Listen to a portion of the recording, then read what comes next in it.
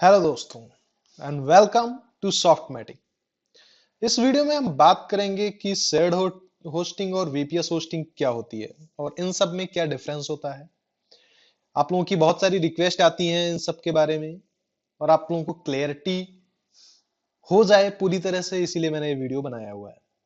और यहाँ पे हम बात करेंगे कि एक्चुअली में शेयर्ड होस्टिंग क्या होती है, वीपीएस होस्टिंग क्या होती है, इनमें एक्चुअल डिफरेंस क्या होता है। इसके लिए हम एक छोटा सा एग्जांपल लेके चलेंगे कि मान लीजिए आपको अगर एक लोकेशन से दूसरी लोकेशन तक जाना है, एक लोकेशन ए से दूसरी लोकेशन बी तक जाना है, तो आप क्या करोगे। वहां पर आपके लिए दो ऑप्शंस होते हैं, या तो आप एक पब्लिक ट्रांसपोर्ट यूज कर लो या फिर आप एक अपने लिए एक स्पेशल गाड़ी ले लो या अपनी गाड़ी से चले जाओ। ठीक है, तो यहां पे अगर मैं ऑप्शन वन चूज करता हूं, ऑप्शन ए चूज करता हूं कि भाई मुझे पब्लिक ट्रांसपोर्ट यूज करना है।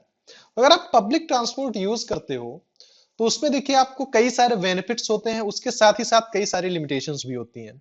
और इसी पब्लिक ट्रांसपोर्ट को हम समझते हैं कि ये है एक शेयर्ड होस्टिंग। और जो आपकी एक अपनी गाड़ी होती है उसको हम समझ लेते हैं कि वो है बीपीएस। अच्छा, पब्लिक ट्रांसपोर्ट और वीपीएस।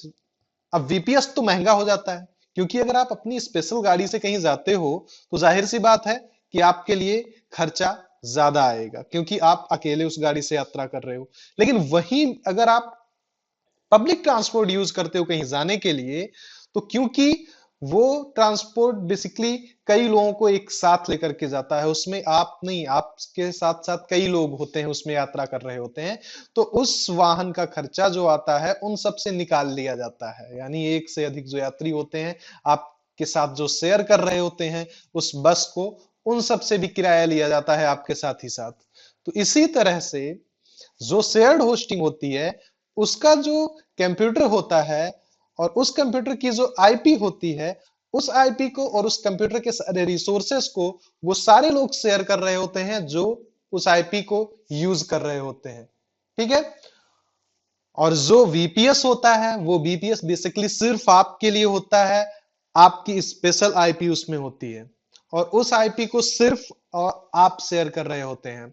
यहां पे अगर देखा जाए, जो शेयर्ड होस्टिंग होती है, शेयर्ड होस्टिंग में एक कंप्यूटर है, उस कंप्यूटर पे एक कोई पैनल इंस्टॉल कर दिया जाता है और उस पैनल को एक रीसेलर की तरह यूज करके डिफरेंट लोगों को बांटा जाता है। एक से अधिक लोग वहां पे उस पैनल को शेयर कर रहे होते हैं, उन सब की आईपी एक ही होती है वहां पे। यानी कि अगर हम ऐसा समझ लें, कभी इसकी ड्रॉबैक सबसे बड़ी ये होती है कि अगर एक आदमी अगर वहां पे उस, ऐसा समझो कि वो जो बस है, उस बस को जो आप शेयर कर रहे हो, आपके साथ सारे लोग शेयर कर रहे हैं, वो अगर कोई कॉल से उनसे पूछता है कि भाई आप किस बस से आ रहे हो, तो आप उस बस का नंबर बताते हो और वही नंबर वो सारे लोग बताते हैं।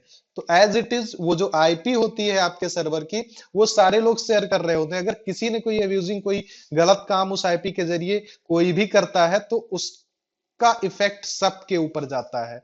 गूगल आईपी को ब्लैकलिस्ट करता है, ना कि उस यूजर को जिसने गलती की हुई है। तो इसी वजह से शेयर्ड होस्टिंग में ये सारी प्रॉब्लम्स हो सकती हैं और इस वजह से वीपीएस बेटर होता है शेयर्ड से। बट शेयर्ड सस्ता होता है, लेकिन आपका स्टार्टअप है, कहीं पे कोई वो नहीं है, एक छोटी सी वेबसाइट आपको स्टार्ट करनी है, आप शेयर्ड होस्टिंग के साथ स्टार्ट कर सकते हो, उसमें कहीं पे कोई दिक्कत नहीं है।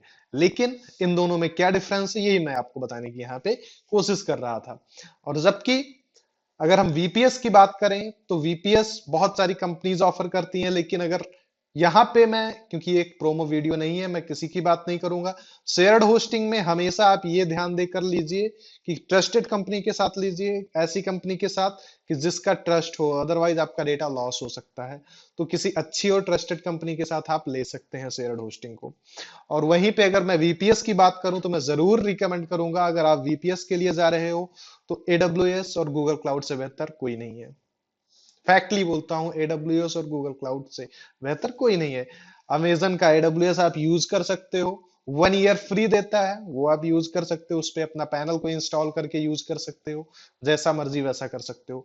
अच्छा, अगर आप लोग चाहेंगे तो नेक्स्ट वीडियो अगर आप कमेंट करके ये बताएं कि एक AWS पे अपना नया सर्वर कैसे बनाया जाता है, उस पर पैनल कैसे इंस्टॉल की जाती है, वेबसाइट कैसे होस्ट की जाती है, तो मैं जरूर आपके लिए बनाऊंगा। तो कमेंट करके जरूर हमें बताइए, अगर इस पर आप वीडियो चाहते हैं तो बताएं, मैं उस पे वीडियो जरूर बना के दूंगा आपके लिए।